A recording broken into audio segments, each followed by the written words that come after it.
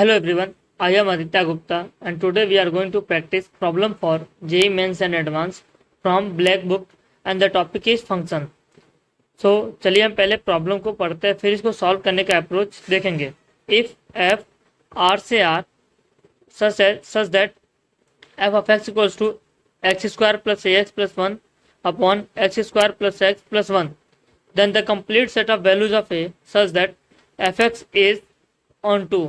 सो हमें बताना है कि ए की क्या वैल्यू होगी सच दैट जो फंक्शन हमारा एफ है वो ऑन टू. तो चलिए इसको हम सॉल्व करते हैं. सो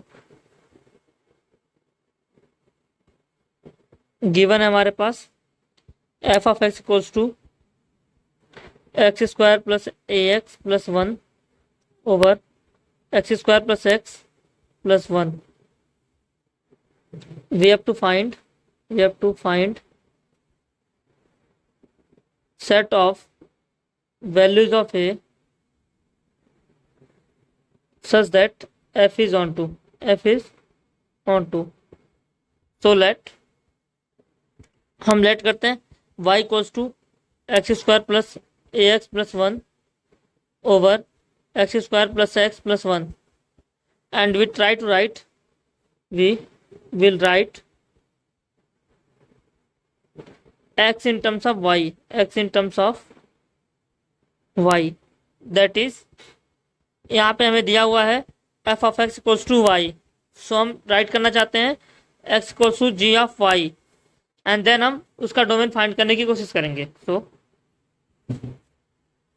दिस इम्प्लाइज क्या हो जाएगा, y times x square plus y time x plus one equals to x square plus a x plus one. Now this implies हम एक्स स्क्वायर कॉमन लेंगे तो हमारे पास आ जाएगा one minus y plus x common लेंगे तो आएगा हमारे पास a minus y plus one minus y equals to zero. Now this is quadratic in x.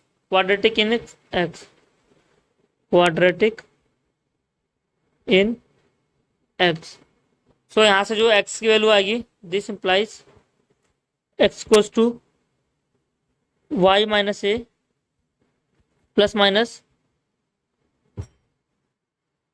A minus y whole square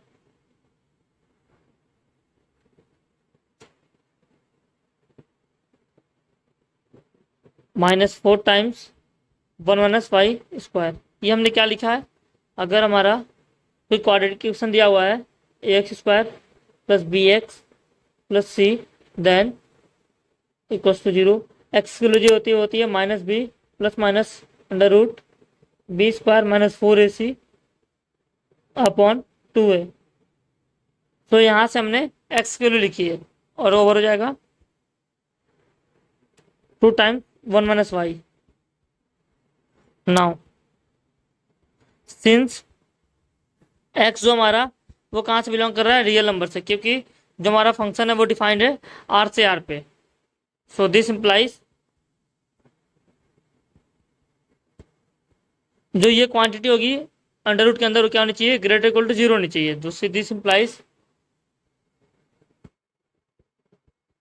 A minus y square minus four times one minus y square equals to a square plus y square minus two a y minus four y square plus eight y greater equal to क्या होनी चाहिए, zero.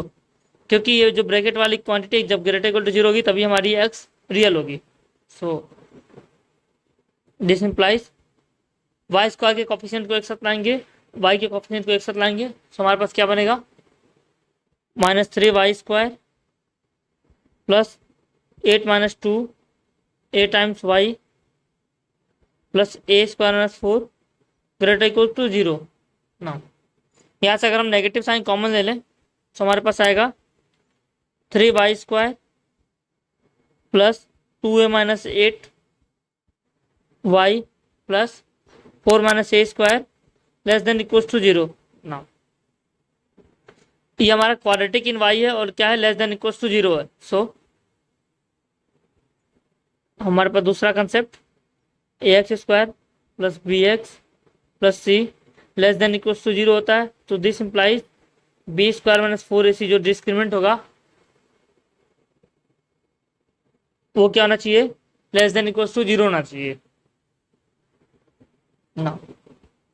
So this implies d equals to b square minus 4ac which is 2a minus 8 का whole square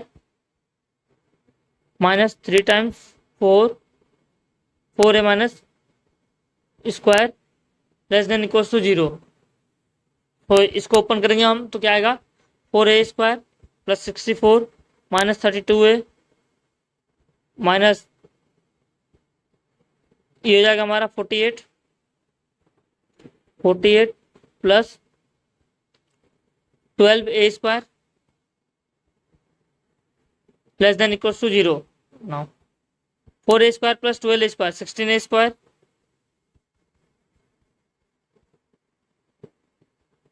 minus 32a 64 minus 48 plus 16 less than equals to 0। So this implies 16 common लेके हम right side में भेज देंगे तो a square minus 2a plus 1 less than equals to 0, that is this implies a minus 1 का whole square less than equals to 0 since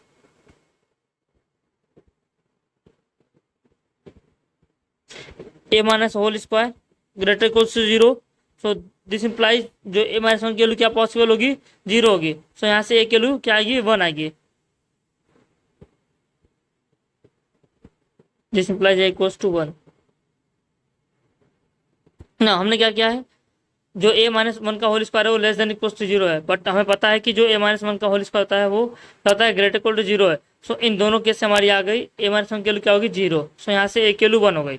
so इसका मतलब क्या हुआ, जब a की वैल्यू 1 होगी तो फंक्शन हमारा ऑन टू होगा। बट देखते क्या क्वेश्चन में ये पॉसिबल है ना। जब a की वैल्यू 1 होगी तो ये क्या हो जाएगा, न्यूमरेटर और डिनोमिनेटर दोनों सेम होंगे, that is when a equals to 1 then f of x equals to क्या आ जाएगा हमारे पास, x square plus x plus 1 over x square plus x plus 1, this is 1, that is जो हमारा फंक्शन f है, f of x equals to 1 for all x belongs to r। So this implies जो हमारा f है वो onto नहीं है, that this implies f is not onto, which is not possible, क्योंकि हमें given है जो f है ऑन टू है, therefore a equals to 1 not possible, a की वैल्यू 1 पॉसिबल नहीं हो सकती। सो यहाँ पे हमारी a की वैल्यू ऐसी कोई पॉसिबल नहीं है सच दैट जो हमारा f है वो ऑन टू हो।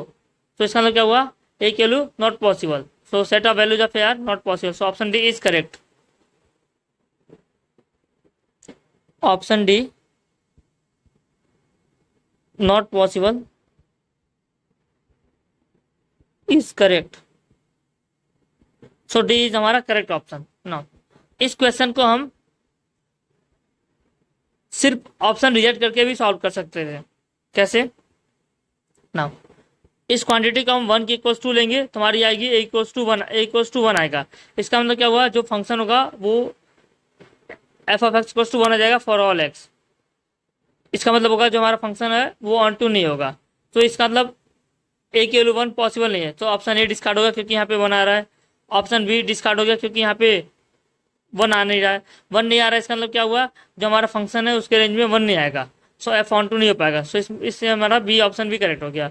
और सी ऑप्शन इसलिए इनकरेक्ट हो गया क्योंकि इसके अंदर 1 आ रहा है। सो हमारा जो ऑप्शन करेक्ट होगा क्या होगा, ऑप्शन डी। तो इस क्वेश्चन को हम बिना सॉल्व किए सिर्फ इसको हम 1 के इक्वल टू पुट करके हम बता सकते थे कि हमारा कौन सा ऑप्शन करेक्ट होगा। Thank you.